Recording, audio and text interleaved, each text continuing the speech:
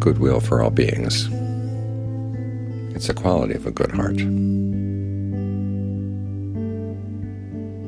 Wishing that all beings be happy. Not holding any grudges against anyone. Not wishing to see anybody suffer. But a good heart requires more than goodwill.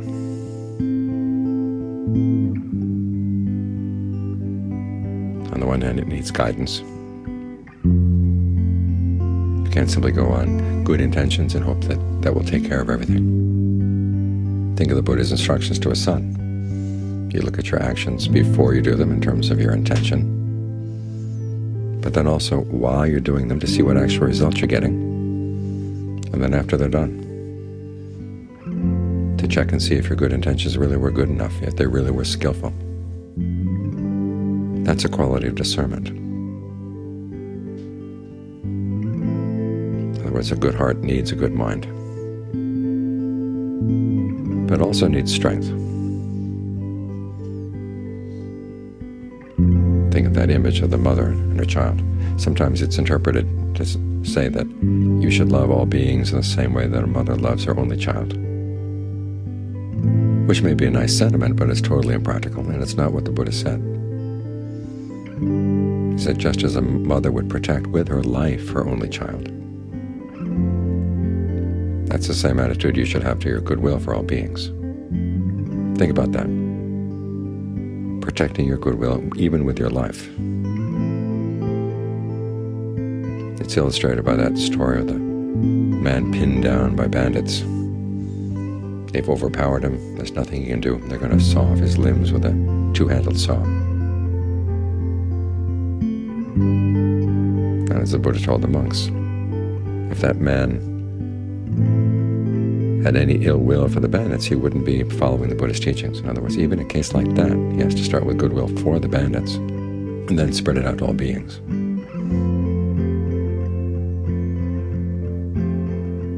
Simple goodwill on its own won't be enough. In a case like that, you need endurance, you need persistence, a lot of strength of character, the discernment to realize that there are things in the mind that are more important than the survival of the body. The survival of your goodness is more important. And your ability to put up with pain. That too requires endurance and discernment.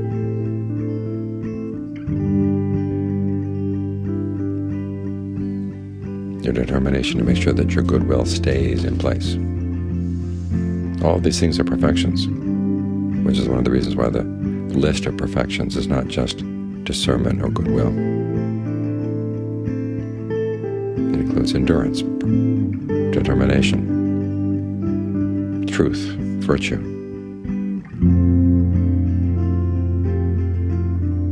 Strengths of character. This is one of the reasons why we meditate, is to develop some strength of our character. We're working on a skill that requires patience. It requires a lot of discernment. And requires determination. Some people find it easy for the mind to settle down, other people find it a lot harder. But because it's a skill that everybody should master, the fact that it doesn't come easily should not be an obstacle. You have to learn how to get past an obstacle like that.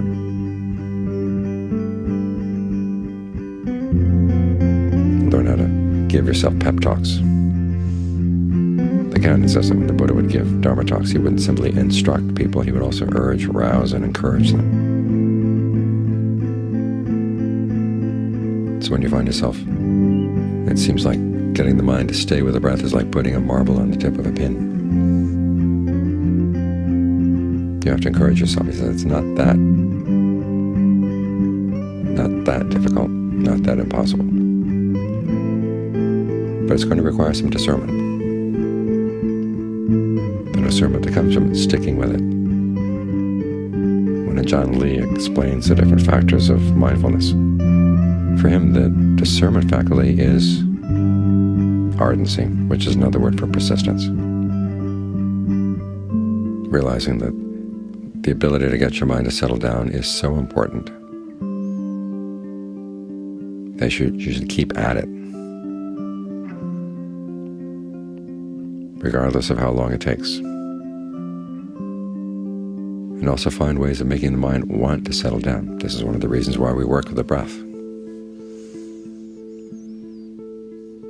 Find a spot in the body that is especially sensitive to how the breathing comes in, goes out.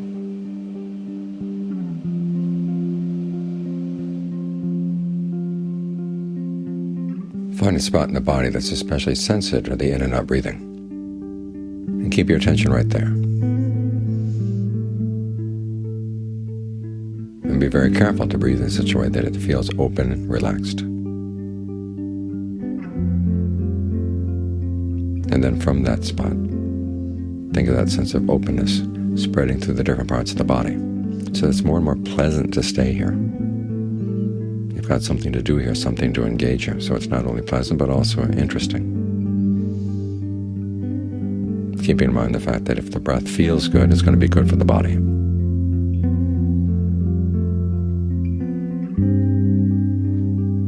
And the mind, when it's dwelling in a comfortable body, is much more likely to do skillful things. There's one way in which you can give yourself some strength. You exercise the qualities of persistence, endurance, determination. They give strength to your desire for true happiness. What this means is that a good heart is not simply a well-meaning heart, but it's a heart that's determined to see that its good intentions get turned into good realities.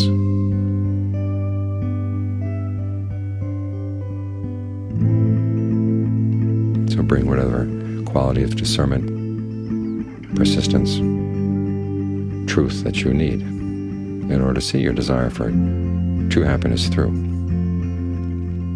Bring them to bear on your meditation, because the meditation gives energy to all of those perfections.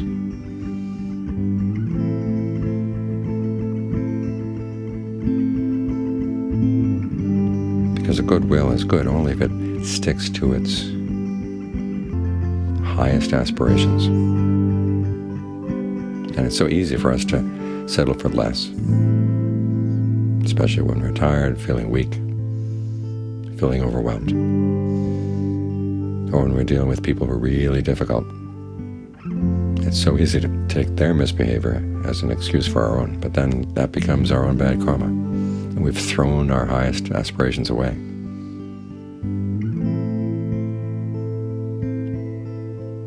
So develop the qualities both of a good heart and a good mind.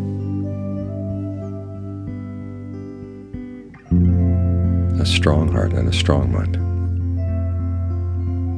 Goodwill is not simply sentimental, and it's not a weakness.